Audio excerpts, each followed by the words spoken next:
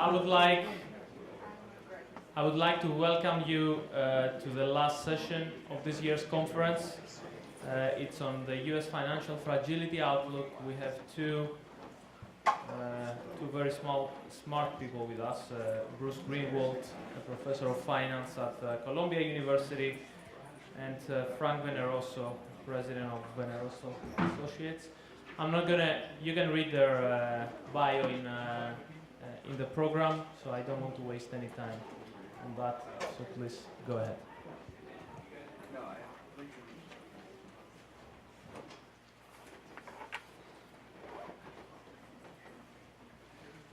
Okay, I like to do two things that is going to waste a little bit of time, but not much.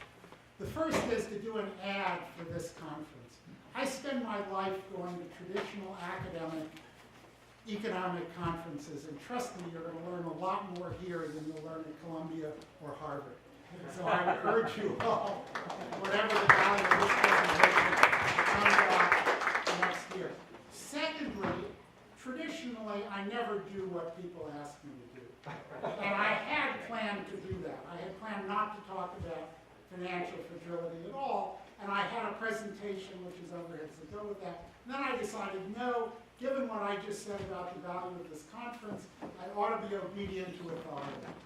So I'm going to talk, at least in principle, about the role of financial fragility.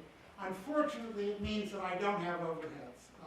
But I do have copies around the presentation on what I think the real problems are, which are not financial problems, but they're very real, very difficult economic causes.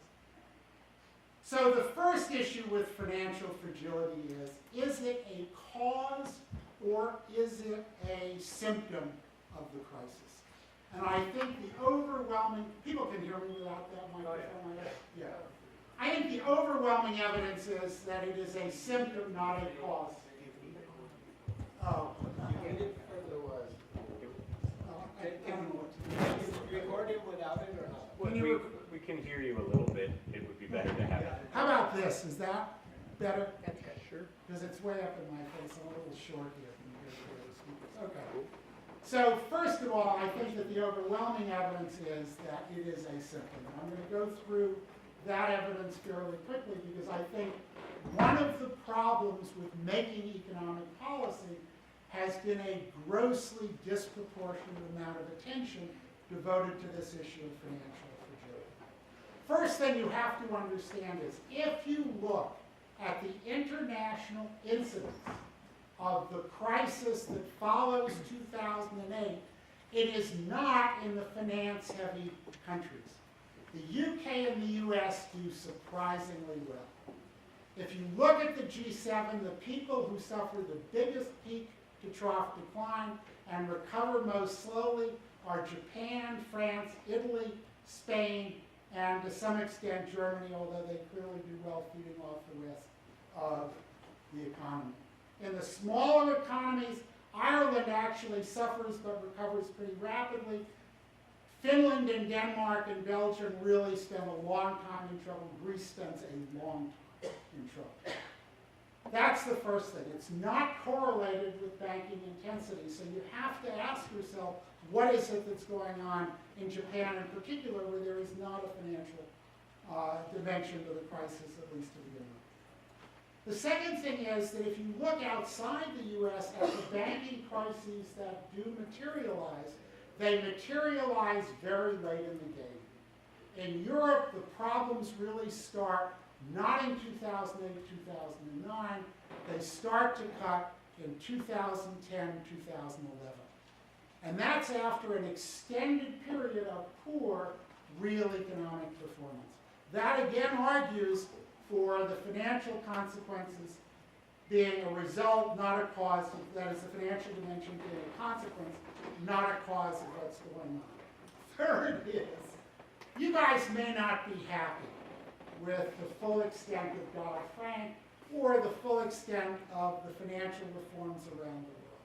But there is no question that financial stability has improved dramatically. The incidence of financial crises at least outside Europe, has been low. Japan hasn't had trouble. The United States hasn't had trouble. And guess what? The real economy has not recovered in most of these places. We are suffering from the same low growth as we experienced before. And if it had been an issue of financial fragility, you would think that correcting the problems, or at least even improving the banking systems, would have had a big impact, and they don't seem to have. Another aspect of that is that if this is finance-centered, you would have expected the extraordinary monetary policy measures that have been taken to have much more of an effect than they've had. And in particular, to have an effect commensurate with what the proponents of financial crisis thought was going to happen. If you look around the world, the financial authority forecasts of what's going to happen to these economies have been hopelessly optimistic consistently. And that suggests that they are dealing with a problem that is not at the heart of what's going on. Fifth thing is, we have seen financial crises before. This is nothing new. The mother of all these crises is, of course, what happens in Japan in late 1989, early 1990. And 30 years later, they have still not recovered. What's striking is that the stories that are told about that crisis are financial zombie companies and zombie banks, and demographic, which you heard about. What's not talked about at all is issues of underlying productivity growth.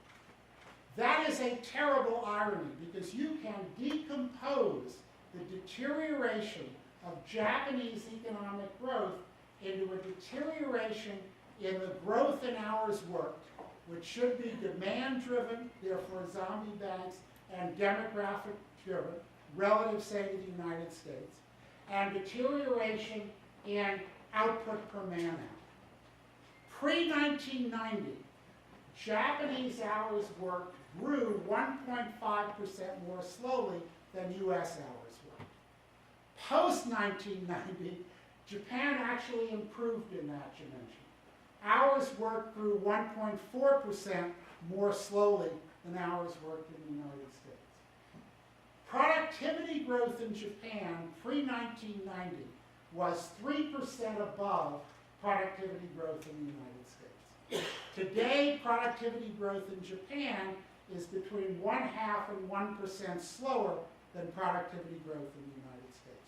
The whole of the Japanese growth problem is a problem of productivity growth, which is typically not financially driven, because the drivers of productivity growth are not, unless you go to these boring traditional economic conferences where they trade in phony myths, are not related to investment. They are, in fact, related to management intervention. So when you look at the mother of all these financial crises, the long-term consequences have nothing to do with the financial system, which, by the way, got fixed a long time ago in Japan. You look at the East Asia crisis, which is a dramatic financial crisis, you see exactly the same story. That you have a short, sharp crisis. The powers that be decide to change corrupt systems of operation. Certain countries obey. It was a wonderful experiment that Thailand and Indonesia decided to defer to these financial judgments of the IMF, that they had to improve their financial and business systems. Korea and Malaysia decided, screw them. They were going to do exactly the same crony capitalism as they'd done before. If you look at the recoveries, they are fastest, most complete, and the long-term deterioration in growth is slowest in Korea and Malaysia. You do much worse when you take a financial perspective on the crisis, as you did in Thailand and Indonesia. In emerging markets, if you look at the catastrophes, and you can list them, I'll start just with Venezuela, Zimbabwe, and currently in Turkey, they're not typically associated with sharp financial crises. These are traditional problems with long-term productivity growth. So I think with that history, all the discussion that you've had about too big to fail, about debt overhangs, is probably misguided. And what I'm going to do for the rest of my time is I'm going to talk a little bit about what I think is going to happen in the role of debt, and then I'm going to talk about what I think is really going on. Okay. In terms of debt burden, you have to distinguish between corporate debt, government debt of various sorts, and household debt, and of course financial debt, which is just intermediation.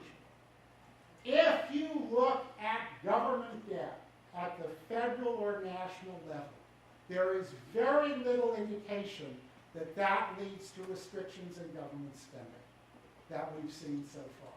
Partly that's because the monetary authorities have lowered the interest rates and therefore lowered the debt burden, but you don't see that associated in the United States or elsewhere with dramatic reductions in the rate of growth of federal government spending. On the other hand, and this is something that should, I think, be much more widely discussed than it is, when you look at state and local spending in the United States, where they don't have access to unfettered access to financial markets, pre-crisis, that spending grew in real terms by about 3 to 4% a year. Post-crisis, that spending has grown at 0. But the reason for that has almost nothing to do with financial fragility. It's they played a pension Ponzi scheme that the crisis effectively eviscerated their ability to do that. And now they are deeply constrained by the necessity for funding those pensions and their inability to raise taxes to do so as they could in the past. So again, when you look at the debt burden, there is a debt burden, but it is not the traditional structural problems of greater fragility associated with debt. It is really a constraint on behavior. The same, by the way, is overwhelmingly true of households. One calculation that nobody has bothered to mention about household spending in the United States is the most important calculation. Last year, the U.S. savings rate was about 5%. The top 20% of households have, and there are different numbers on this, but at a minimum, they have 50% of the income. Their savings rates are 20%.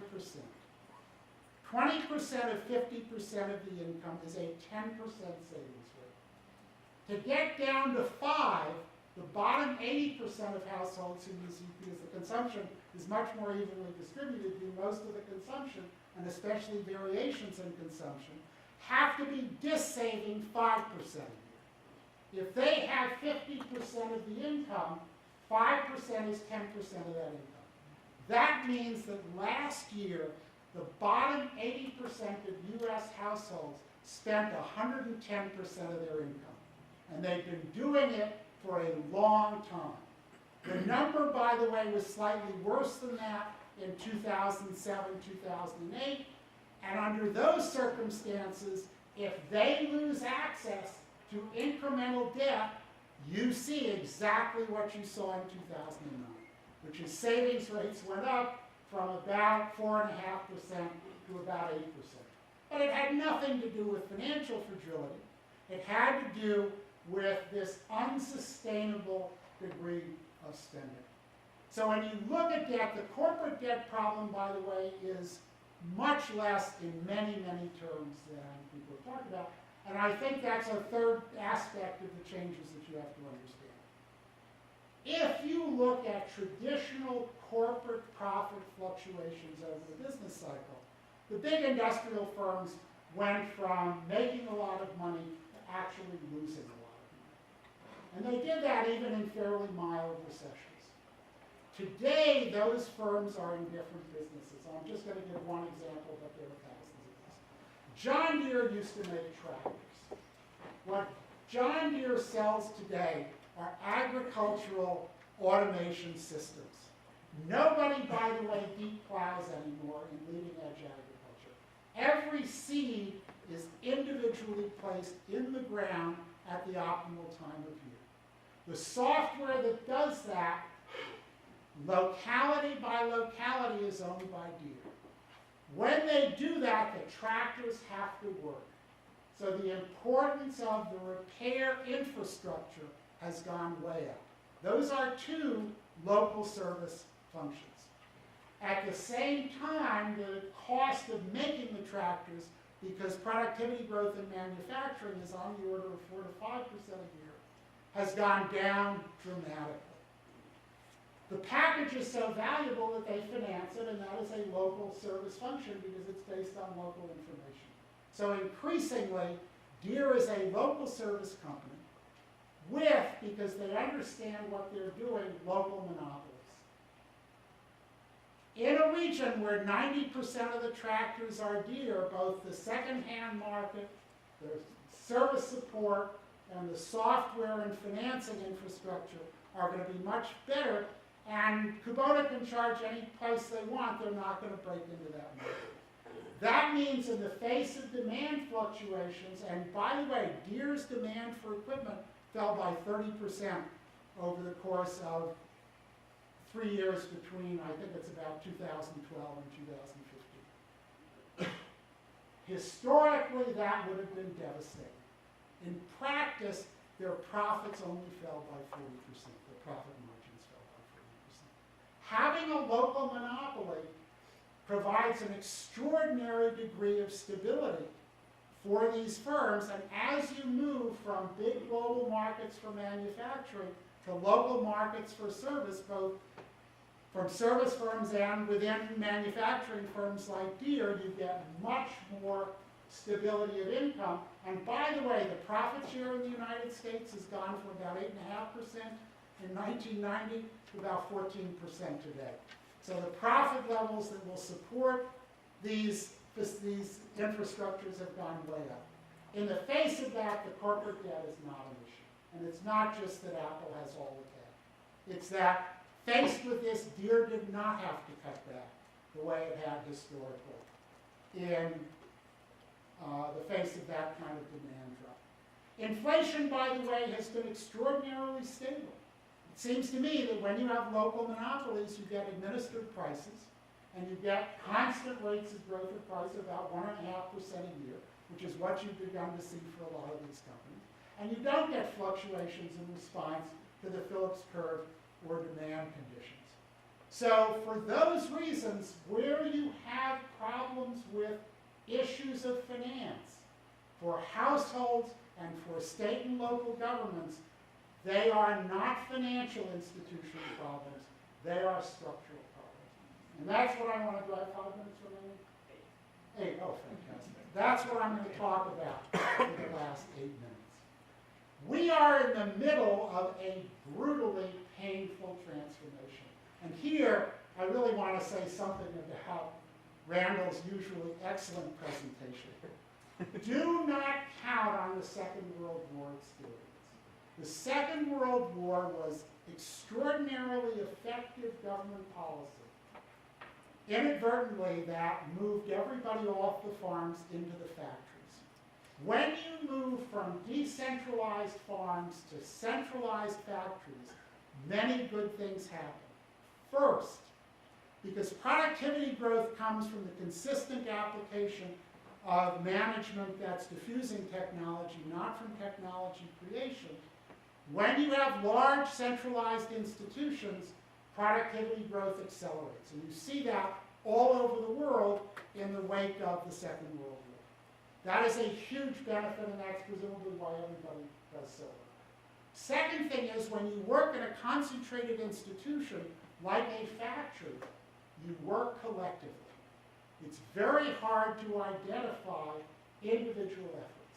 And if you go back to the old George Stigler data on law firms and medical practices, incomes are much more evenly distributed in joint practices than they are in individual practices. So you get a flattening of the distribution of income associated with that change. And because manufactured goods tend to get traded, once you learn to do differentiated manufactures and trade them globally, profit margins fall because competition intensifies. When you move from manufacturing to services, exactly the opposite happens. You go from concentrated institutions to decentralized institutions. And you have to learn to generate productivity growth in the context of decentralized institutions, and that is presumably what is going on in Japan. They have this extraordinarily well-functioning business government machine that's focused on manufacturing and concentrated institutions. They have not been able to shift it to services. And that structural difficulty, there is no sign of a solution to it, and it's got nothing to do with finance. Second thing that people have actually talked about is when you go to decentralized service work, people work individually. I want to cite some numbers because somebody, I think it was you, Randall. I'm not beating up on you because I think you're right about a lot of things. But when you think that getting rid of carbon is going to displace a lot of workers, you are completely wrong. The number of non-professional, and by the way, people who want to talk about the labor market should read the Census of Occupations. You should not chew over the same stupid Bureau of Labor Statistics data. The number of non-professional extractive workers in the United States today is about 150,000. To put that, that's out of about 140 million workers. To put that in perspective, the number of professional athletes, coaches, and referees is 260,000. In that latter class, the distribution of income is hugely distorted because they work individually, even for the teaching pros. For the oil platform workers and the coal miners, they work collectively. So we are going to see a huge explosion in the distribution of income, and that's going to generate the consumption problems that I just talked about. That you're going to have chronic deflationary pressure that unless you can change that underlying trend in the economy is not going to change. And it's going to be a global trend that you're going to have to come to terms with. The final thing is that just what I talked about with deer. When you move to services, you move to local, not global markets. Local markets are much easier to dominate. Profits come from barriers to entry. And they come from excluding people. Doing that is based on economies of scale that has to do with local dominance. So you are seeing, and you will continue to see, a huge distribution of income shift away from workers to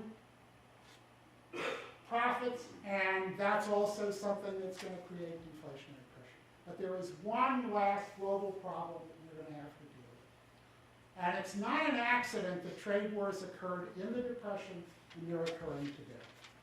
In the Depression, everybody was trying to save agricultural jobs that were done. And they tried to do it by export. And they did it in the early days in Argentina and Australia by devaluing their currencies, and then people got protections. The problem is when you add up overall countries, the exports and the imports have to come to zero. You cannot globalize that problem. If you try to, you just get chronic deflationary pressure. And you're seeing exactly the same thing with manufacturing today. Everybody is trying to save those manufacturing jobs. They're trying to save them by exporting.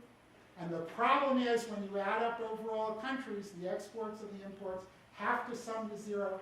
And what you wind up with is chronic deflationary pressure. So you have long-term structural issues that you have to deal with. And there are issues of deflationary pressure, there are issues of long-term growth, there are issues of the distribution of income, and it should not be surprising that in the face of this economy, if you go to Europe, everybody is unhappy with the world that they see. If you go to the United States, they're unhappy. About the only people who seem to be happy are the Canadians, who are always happy, and the Japanese, who seem to be immune to suffering.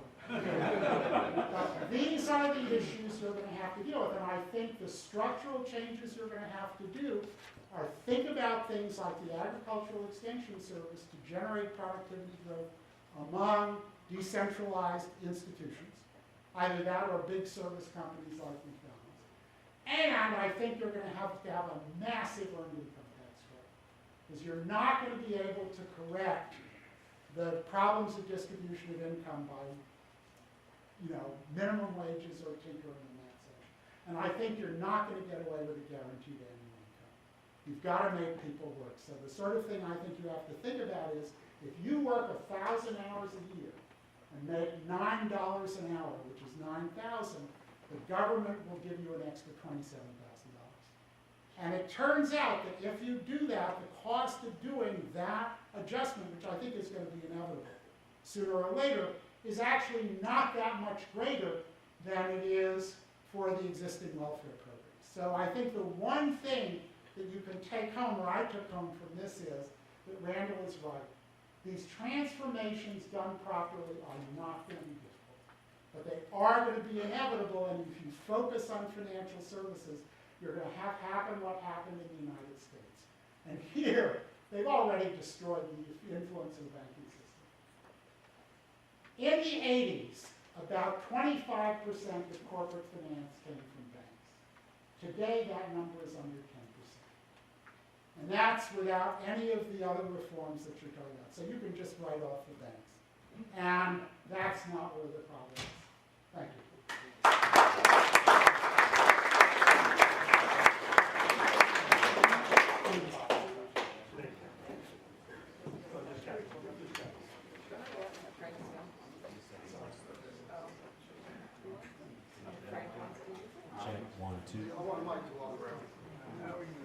One more, please bring in the mic. Yeah, he wants it.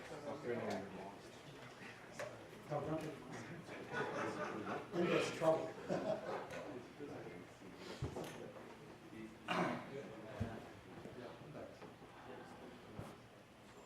Okay.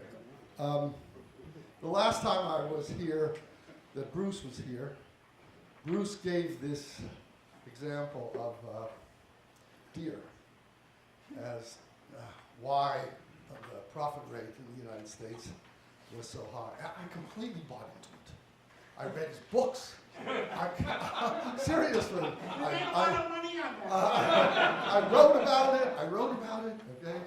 Anyhow, my game is finance and financial crisis, and I'm plugging away what I do, and all of a sudden we find all sorts of strange numbers that we never imagined.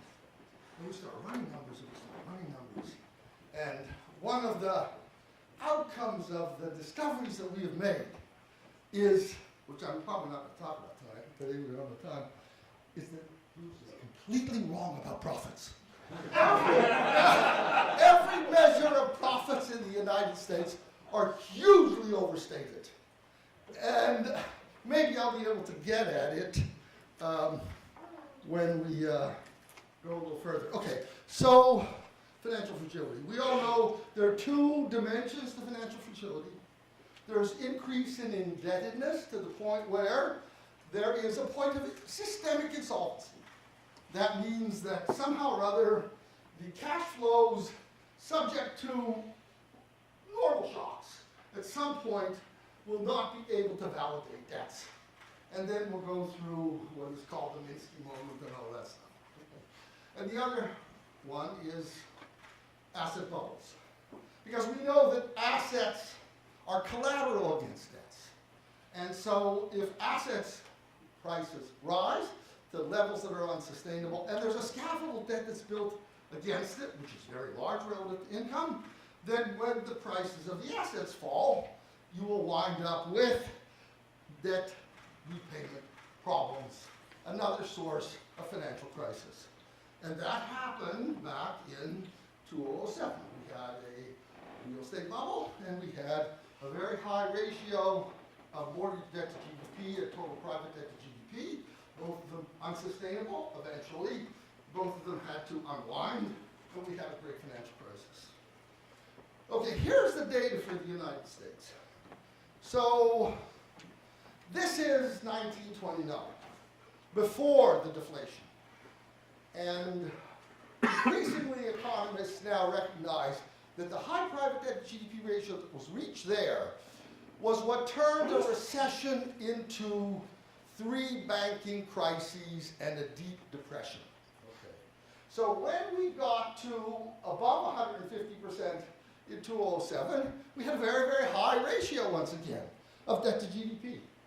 And so therefore, we were at a point of untenability, and we had a financial crisis, particularly because there was also a bubble in house prices, where flat real house prices, according to Kay Schiller, all of a sudden took off, almost doubled, and that was unsustainable. So when they came down, the debts were high, we had the worst financial crisis in 3 generations. Now, the Fed will tell you that this number here, which is household and business debt, is about there. 160%, 148%, I'm sorry. And we believe that number. Okay, so now I've got to go all the way back to the beginning.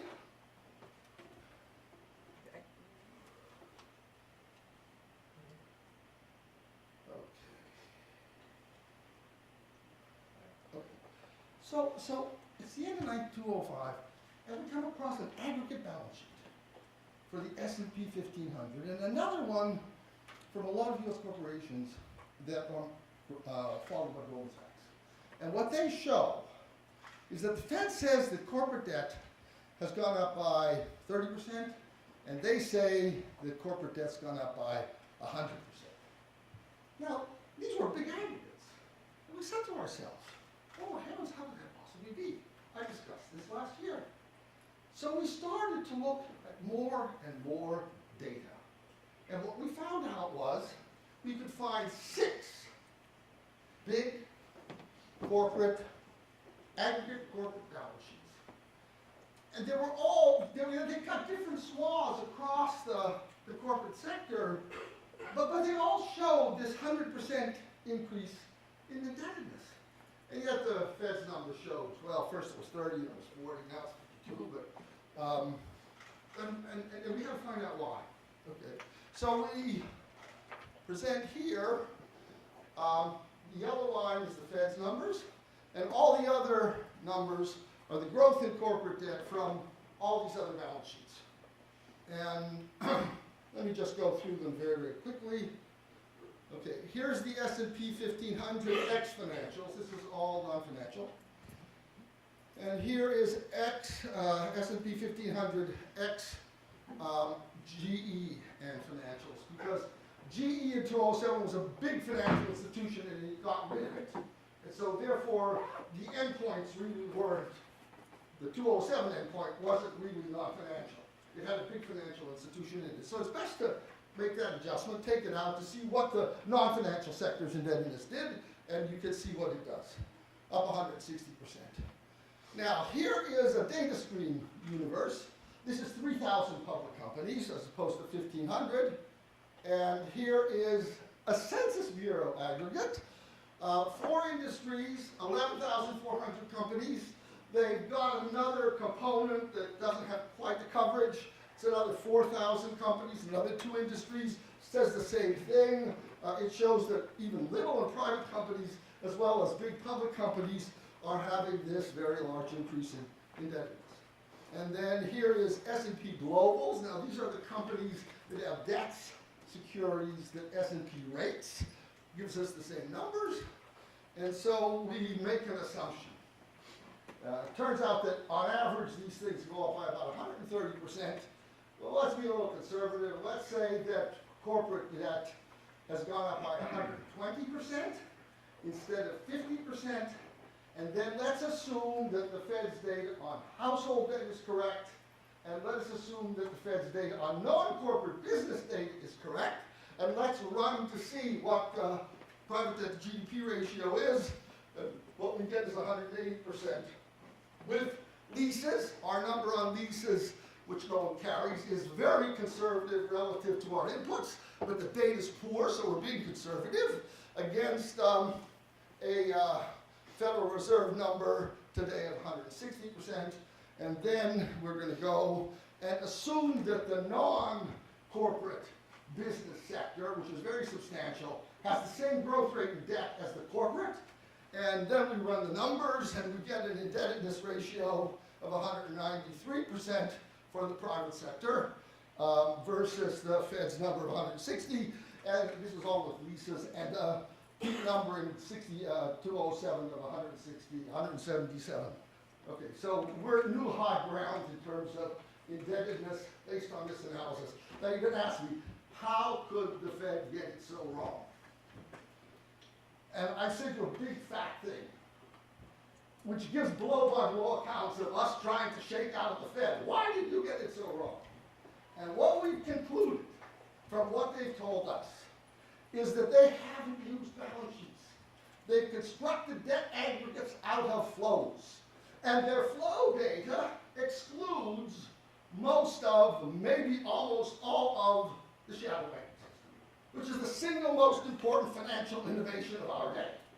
And as a result, if you don't include the flows that are pouring through net every year through the shadow banking system, you're going to wind up with a sum that's less than reality. Okay. We have two confirmations of this, which Nikos alluded to. It's very interesting that if you take a look at interest coverage ratios, we have profit to GDP up. We have the average interest rate on debt down by 50%. And yet, the interest coverage ratio today is lower than it was in 2007. One way to explain that is to assume that the debt went up hugely. Okay? The second one is the other thing that Nikos brought up, which is that the share of total corporate bonds that are low grade has been rising and rising and rising, even though supposedly the profit rate is up and the interest charges are down. That too can be explained in terms of a big, big increase in debt. Now, if you actually run the numbers, you need too big an increase in debt. So one way to solve that problem is to assume that the profit rate has not gone up and is not nearly as high as what people think it is. And that's where we've come out, but based on other considerations. Okay, now let's go global. Okay. I showed you that when we got above 150% private debt to GDP ratio, which was the 29 peak in the 2006-2007 period, we had a financial crisis, okay? Well, if you take a look, starting in the late 80s, whenever the ratio got above 150%, you had some kind of a deleveraging cycle, and almost all of them involved some kind of a crisis situation. So that seemed like an interesting threshold, okay? Now, in 2007, it turned out most of those things I showed you were the late 80s to the very beginning of the 2000s. If we took 2001, you can see that quite a few of these countries are now above 150. But most of some of the ones that are above 150 don't count because they're financial centers. And in financial centers, you know, you've got a sheikh and he's borrowed like hell from a British bank against his income and assets back in Saudi Arabia. So that inflates the ratio of the debts to the GDP. So you've got to take out financial centers. We think Netherlands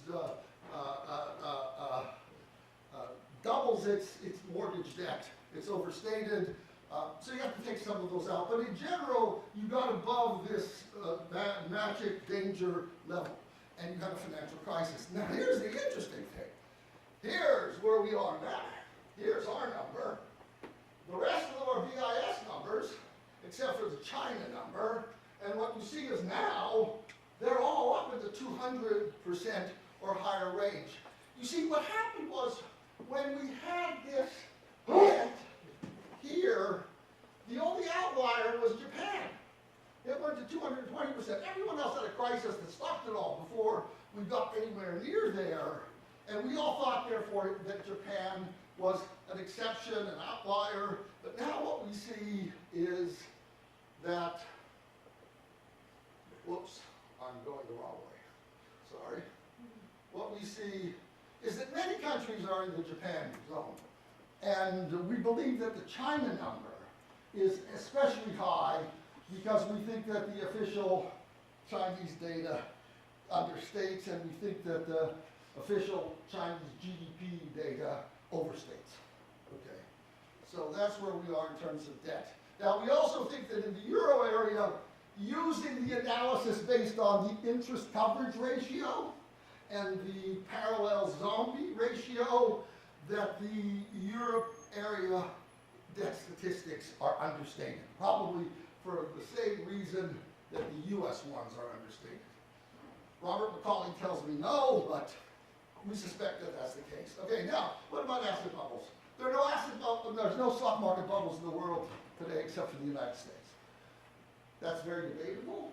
I told you that every measure of profits in the US corporate sector is overstated. What we see is that market cap to GDP ratio is very high, as people showed you. The sales, it's very high, as it looks just like the market cap to GDP ratio. The PE ratio is less because the profits are higher. Depends upon which measure of profits you use. If you use what Fed uses, which is IMS profits, which are a complete and total fiction, okay, then you get average PE ratios. If you use S&P 500 or some broader measure on that basis, then you get a higher multiple. If you use old-fashioned GAAP rather than today's GAAP, because it ain't the same, then you get an even higher ratio, okay? So we have a stock market bubble, but the rest of the world doesn't. So let's pass on to where everyone else is, and that's real estate.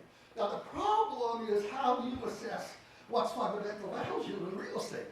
So my friend Jeremy Grantham has done a data mining exercise in which he's looked at all kinds of possible bubbles. And he said, how big a deviation do you need from a mean in order to say it's a bubble? Well, he said, I'll go and I'll see what it took. So in every case, you mean reverted. Now, there's a problem with this, and that is, how do you define the mean? And the mean is a function of the timeline, right? I mean, there's fundamental economic change. So if there's fundamental economic change, the mean is not something flat-lying. The mean has a trend to it. If you use a shorter time period, then the mean is upwardly sloped. If you have a very, very long period in which prices, in real terms, go up and up and up and up, and you have some measurement of a mean that sort of is like a moving average, then what happens is that the mean itself becomes caught up in the bubble. And then you don't see a bubble where in fact there is a bubble. It's a problem. Okay. So what we said to ourselves was, land is scarce, income rises relative to land, land prices in real terms should be upwardly sloped, construction productivity is less than productivity in agriculture and manufacturing, and so therefore if you use a general price index, the construction costs and therefore real estate costs, the reproducible portion of it should go up, so therefore there should be an upward slope to the fundamental. And so the higher the rate of growth and the greater the land scarcity, then the steeper should be the rise in the fundamental. So where did we see that? We saw that in Japan when it was growing at 9% a year, back in the 60s and 70s. We saw it in Taiwan when Taiwan was growing at 9% a year. And so we took a look at Japan. And what it shows is that, yes, we were rising rather rapidly. It wasn't here until we really took off that we had a bubble. This was probably fundamental, even though Jeremy might have measured it as a bubble. And then there was, of course, a crash. So we said, let's look at Taiwan. We saw the same thing in Taiwan. So then we started to look at all other countries. And we clearly had, between 95 and 2007, a bubble in real estate in many, many economies. We had a 2 standard deviation plus move in real prices, and there was, in some cases, a bursting of the bubble, like in Spain. And in the case of the United States, by the way, we had a bursting, and now we have what Vernon Smith would call an echo bubble. We haven't gone back up to the highs.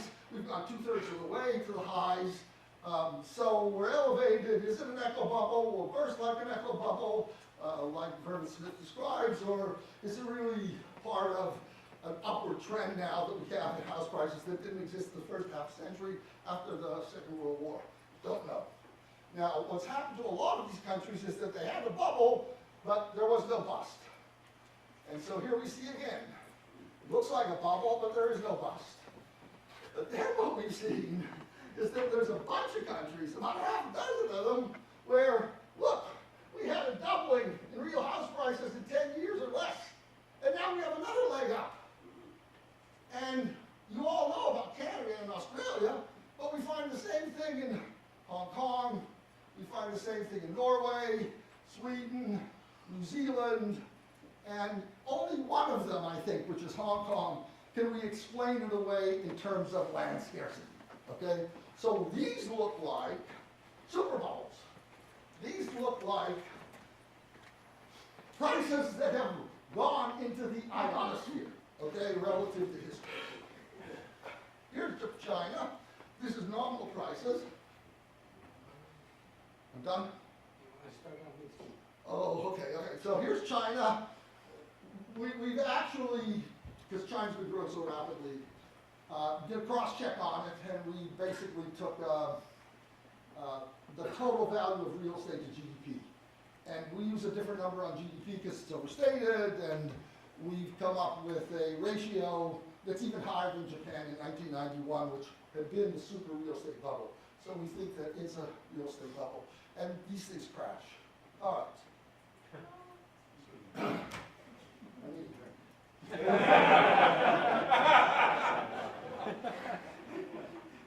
Okay, so why does this happen? I got 10 minutes. Okay, why does this happen? What is this all about? So he didn't explain who I am. Well, besides being a Dago from Hazleton, Pennsylvania, I have been involved in looking at financial bubbles and crises for half a century.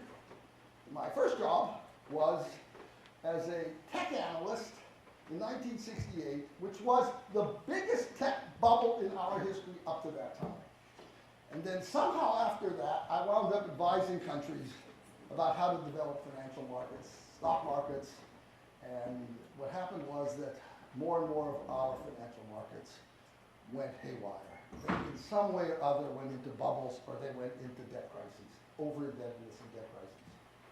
And so my first-hand experience of this goes way back. And I was extremely convinced that markets were inherently speculative, that they were completely and totally inefficient. It was just the way people behaved. And that's what Vernon Smith's experiments show. So I'm now thinking about how are we going to build these markets in these developing economies, because I myself believe that we're never going to be able to get efficient markets to really work. They're going to self-destruct in some way or other. So I'm in Ecuador, and Hyman Minsky is there. And a friend of mine says I have to talk to him. So I sit down with Hy, and this guy sitting across here, got this broad face, big grin, twinkle in his eyes, crazy hair, and I'm going on and on as a young man about how bubbles, stock markets are inherently bubbleized, or prone to bubbleization. And this is why we have financial crises. And Hyman tells me, to my great chagrin, that I'm wrong. That stock market bubbles have nothing to do with financial crises. The financial crises come about because of excessive indebtedness. And excessive indebtedness comes about because completely rational players with adaptive expectations during booms overinvest in real assets and finance too much of those real assets with debt. And then when there's a shortfall in cash flows, it turns out that they can't make position and there's a crisis. And I was really deflated by this. But I took it to heart, I read stuff, and as I worked on these countries, I realized more and more that I was right. That when I studied history, when I studied the countries I was involved in, we could have a bubble in Brazil, 33 times earnings, nothing the world had ever seen in 1971, and it burst, and nothing really happened to the real economy, nothing happened to the financial system. But that wherever there was a propensity for huge debt growth, then there was a crisis. I had two ideas. One was that there was something called Ponzi finance. For him, it was sort of a bridge kind of finance for an entity that had too much debt that now was in a position where they couldn't meet debt service, and so they had to make do. And a transitory part of making position, according to High, was that you borrowed to pay your interest, and your lender, because he didn't want to deal with the bankruptcy, lent to pay your interest. And so you compounded the interest due, and that created the last explosion in debt. It was a cyclical kind of event. But I saw the countries that I was working in when interest rates soared at the end of the 1970s and the beginning of the 1980s, that the banks and the borrowers were willing to Ponzi finance for very long periods of time. Very high interest rates. And that didn't make any sense. But I had another idea that he told me around 1980, 81. He said, it's all changed now because everyone knows that there will be a bailout. You see what they did to Lockheed, you see what they did to Chrysler. Everyone, that sinks into everyone. Everyone comes to expect that. So as a result, they are willing to be able to take more risk, and they are willing to Ponzi finance themselves through to the point of bailout. I never really, he brought it up in stabilizing, but he never really made a big deal about it. But he was really talking about a regime change. Now, I didn't believe, he knew what bubbles were, he described them well, but he talked about them very, very seldom, and he never thought they had macroeconomic significance. But when he did touch on it in 1991 on Japan, he didn't really draw the full conclusions. He didn't focus on the big increase in debt that had occurred with the property bubble and the stock market bubble. And then, of course, Japan Ponzi'd its way all the way to 1997, and High died in 1996. So he never really saw what the new dynamic was, but he identified what it was. What it was intervention, bailout. Bailout, moral hazard, Ponzi finance. A new engine of indebtedness. And what I'm telling you is that the reason why, since High died, we have now gone to levels of indebtedness and asset inflation that never existed prior to Japan and outside of Japan and Taiwan. Never existed really in history. That it was these dynamics that High identified that really are the ruling dynamics of today. This is what is causing all of these rises in debt to GDP ratios and propensities for bubbles in all of these countries around the world. They all share this regime of intervention, bailout, moral hazard, Ponzi. That's it.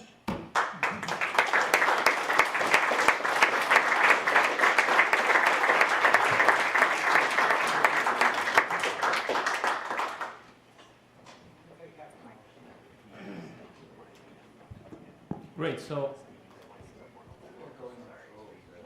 we have plenty of time. We have half an hour for questions. Who would like?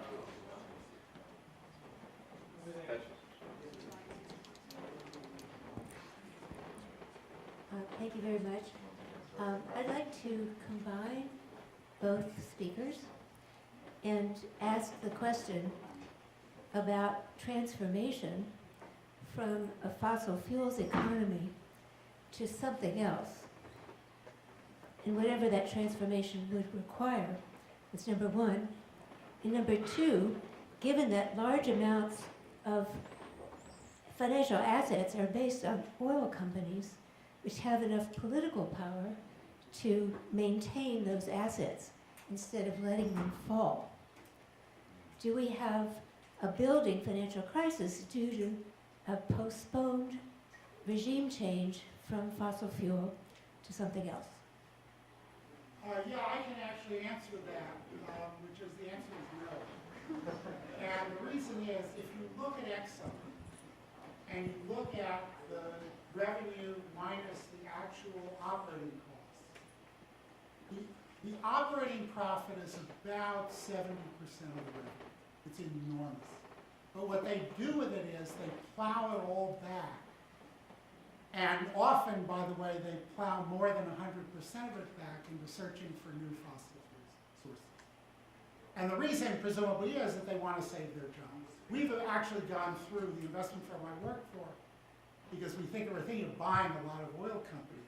We've gone through the exercise of simply stopping exploration, which is presumably the orderly way in which you're going to unwind these big oil companies.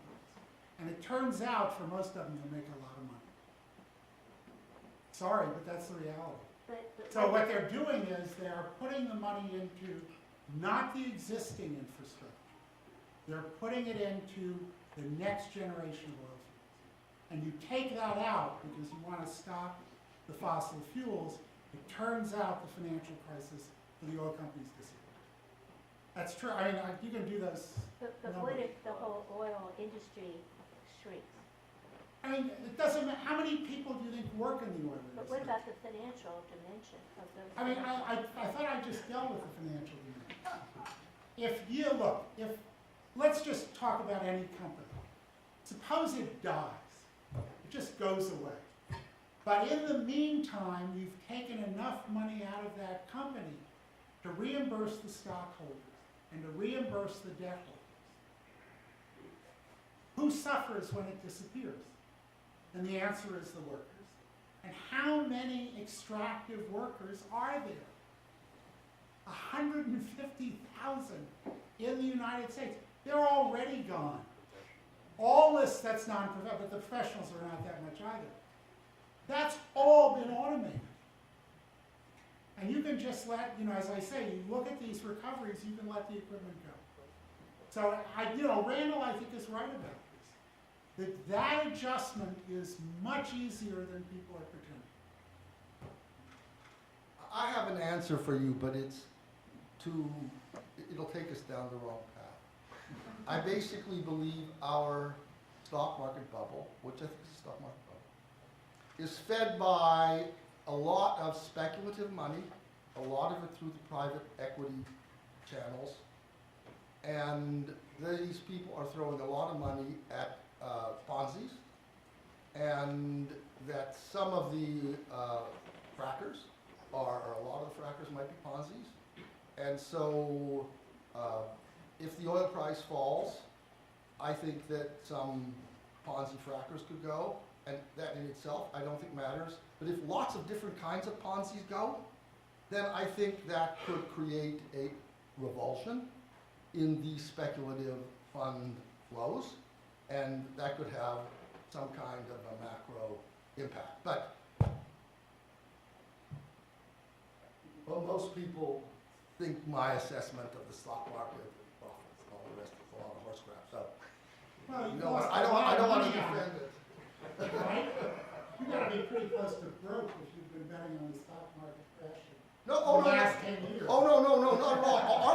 Our position in this cycle has been that the stock market is going up because the single biggest impetus to the market is the corporate equity purchase rate.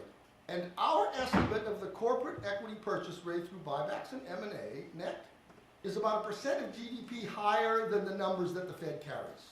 Non-financial sector, okay? Big number. And we think that's very, very important. Because as more and more of the market has gone passively managed, and as more and more of the market has gone to trend following quants, then whoever's left that provides the impetus, and it's a big impetus, will simply get an amplification. And so for that reason, we've been cynical longs, significant. I'll send you the things we wrote about the stock market on the lows in 2016 in February. Anyway, I think we're dealing with oil. It's not a problem. Yes.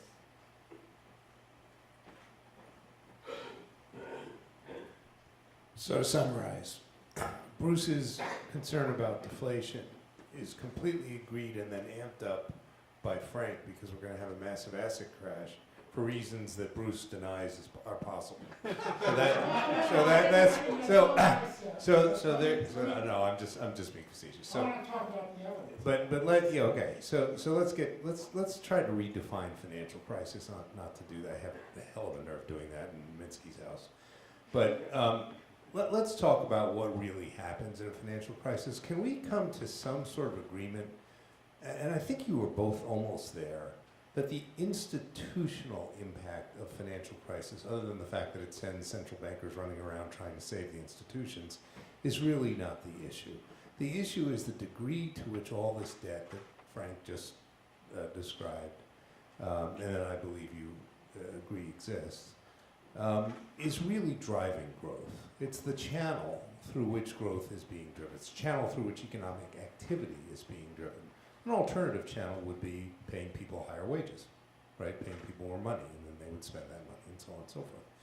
So what happens in a crisis? What happens when there is a collapse in value and households can no longer borrow and institutions can no longer borrow?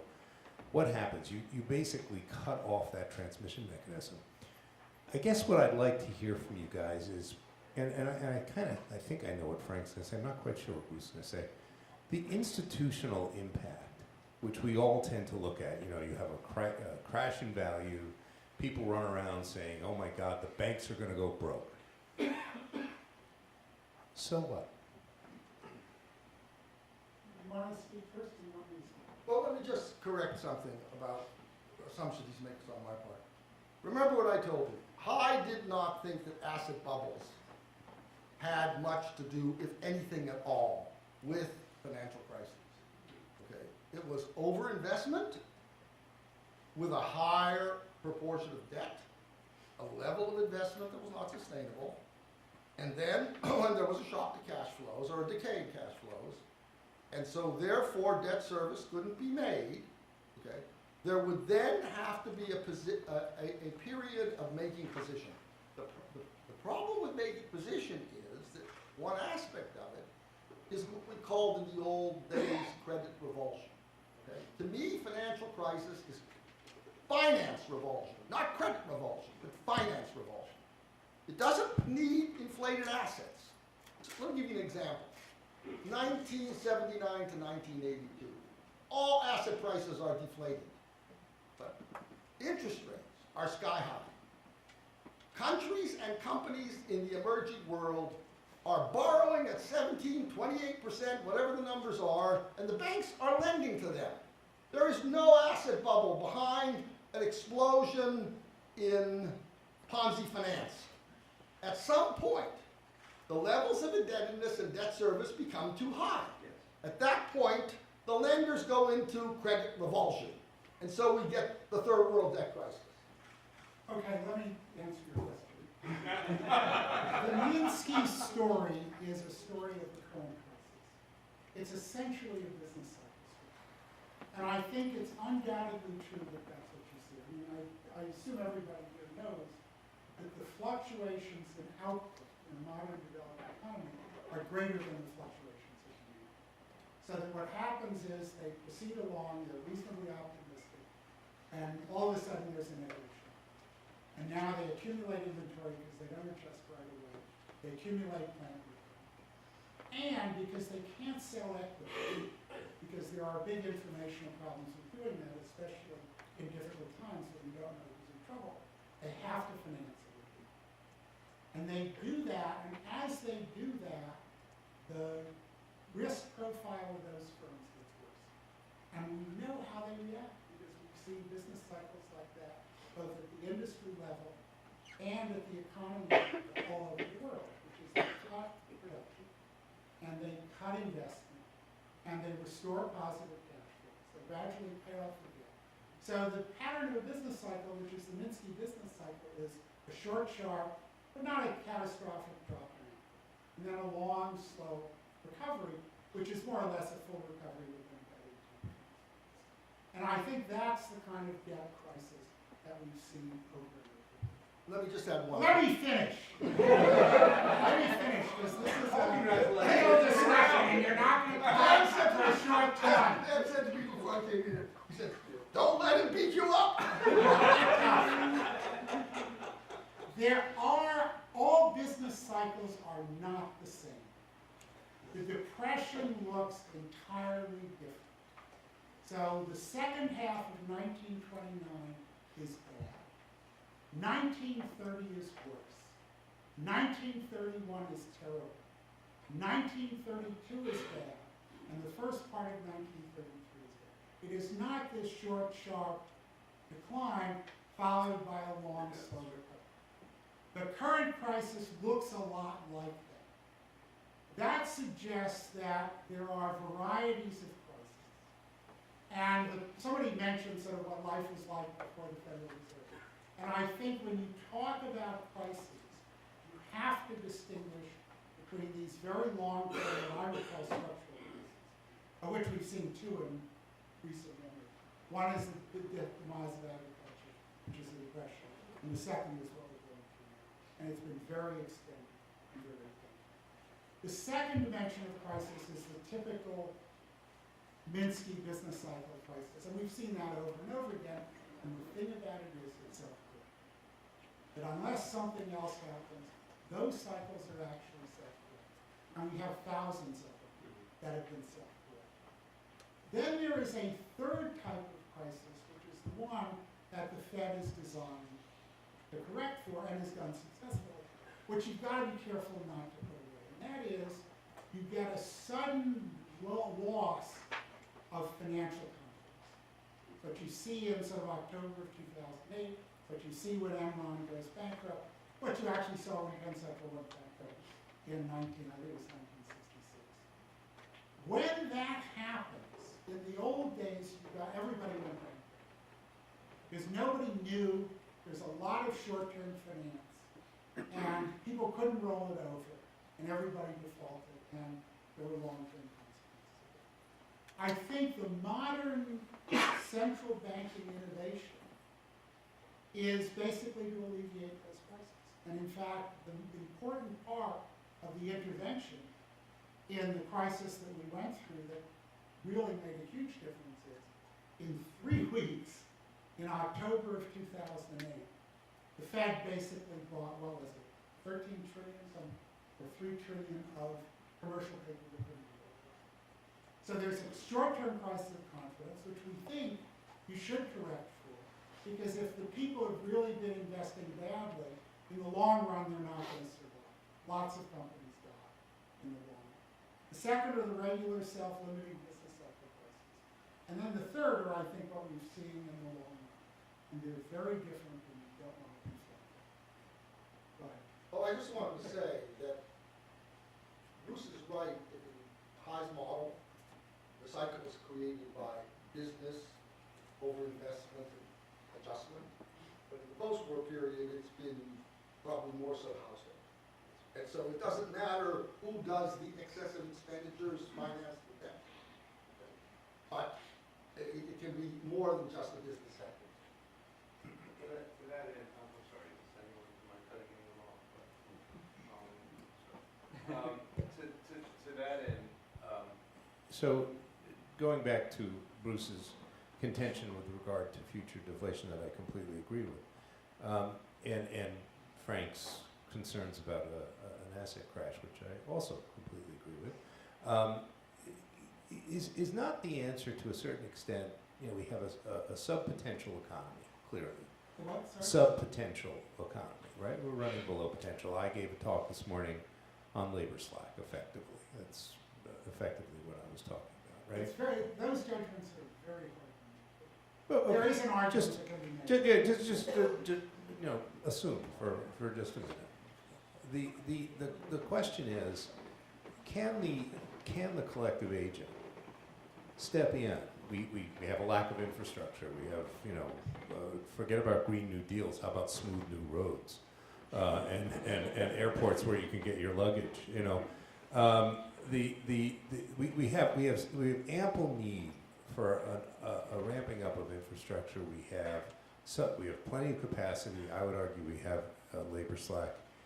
To what extent is the problem really not changing the transmission mechanism, actually being able to increase the amount of money that flows to labor by virtue of wages and incomes, and increase the amount of production, domestic production that we've, effectively manufacturing jobs that we've lost to other areas, and does that not almost automatically reverse, at least, or temper, I'm not going to say reverse, but temper the degree of domestic deflationary pressure?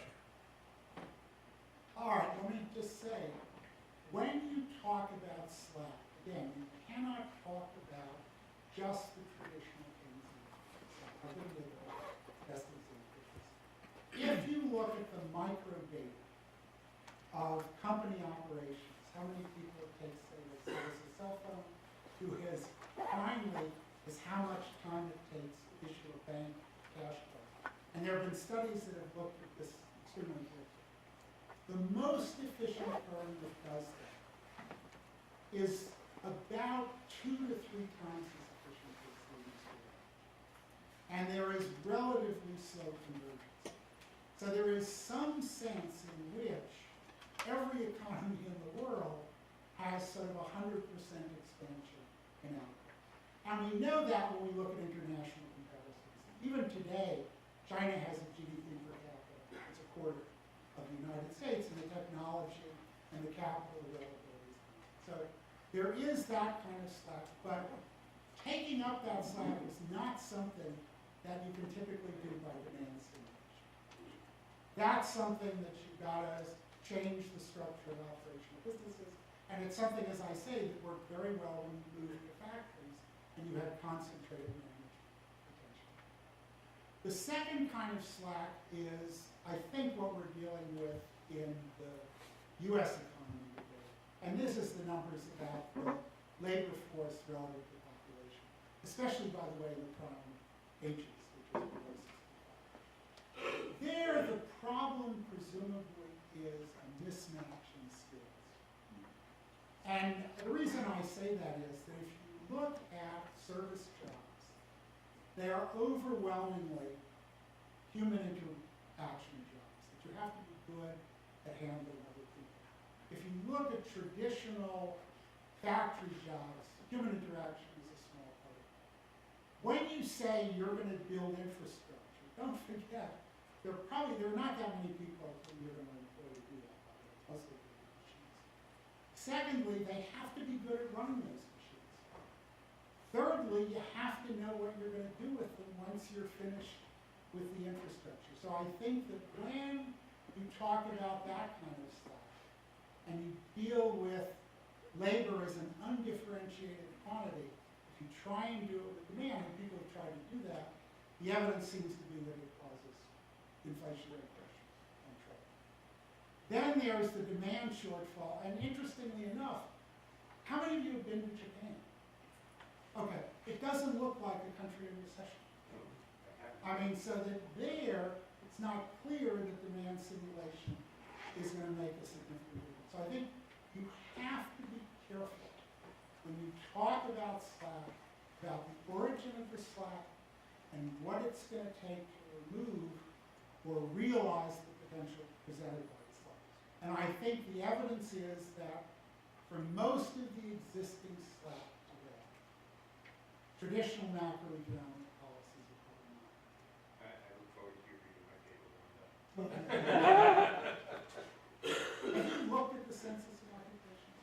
Yeah, no. Okay, I mean, so you know what Americans do. At the end of the day, you know, you talk about people needing personal skills in order to hold service jobs. Most of those personal skills is serving restaurant meals. No, they're not. Okay, here's the sort of thing that drives me nuts. How many food service workers do you think there are in the United States? In leisure and hospitality. Food service, just food I don't service. have that number off the top of my head, but it's 16.9. It's about 4.5 million. How many teachers and librarians do you A think? lot.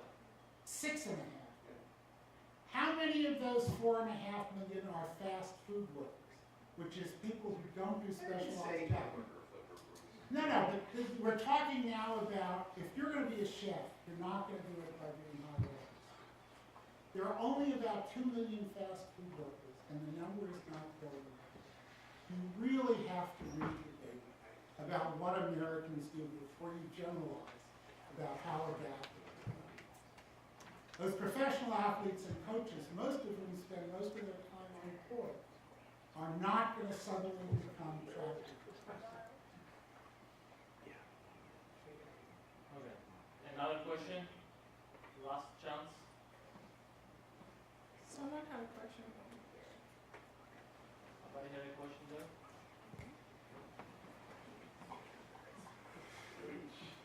I have a question.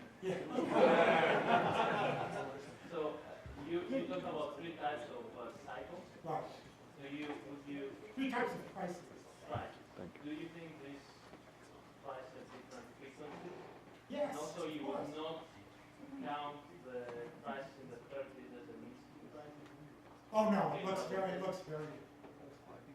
It's not a sudden sharp drop, and then a long slow recovery. It's a long, painful drop, and then almost non-resistant. There is between 33 sort of and 37. There's a reasonable recovery. Nothing more. And I don't think that economic historians think that the problem was the stock market. In fact, if you read his view of why the crisis was extended before it started was because they mistakenly destroyed all this information. And they posted it.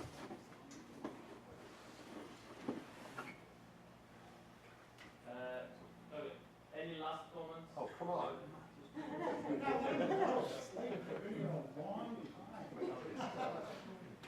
Okay, so I would like to thank the speakers, and I would also like to thank you for attending.